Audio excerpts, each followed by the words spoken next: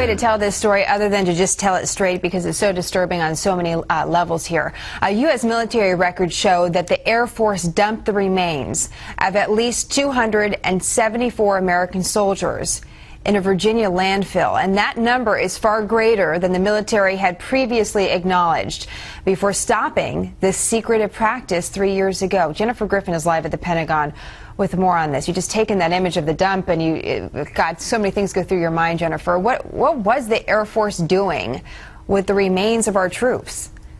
Well, Jenna, this is the type of story that should rock this building and should cause heads to roll at the Air Force. I remember when Secretary Gates found out 3 years ago that the Dover mortuary was taking the cremated remains of service members and cremating them in a pet cemetery mortuary. That, it appears, was just the tip of the iceberg. What has been revealed in an investigation by the Washington Post is that the Air Force, which runs Dover mortuary, was essentially taking the remains of 274 military personnel, as you mentioned, the parts of those who had been killed between 2004 and 2008. There were more than 1,700 fragments that were cremated and sent to this King George landfill in Virginia, essentially a trash dump.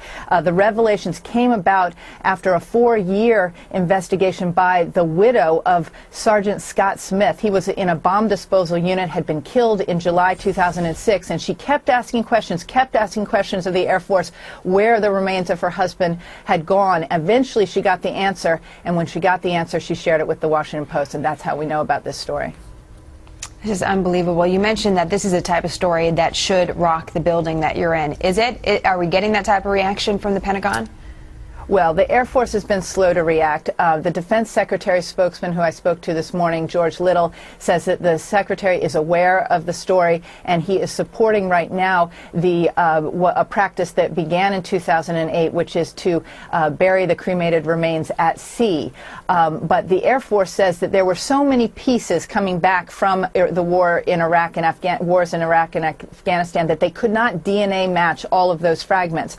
And what I know from my experience when I covered suicide bombings in Israel, Israel had a very, very quick system to match all the DNA of anybody who was killed in a suicide bomb blast so that they could be given a proper Jewish burial within 24 hours. So the fact that the Air Force says that there wasn't a technique to match those fragments just is not true from my experience. Jenna.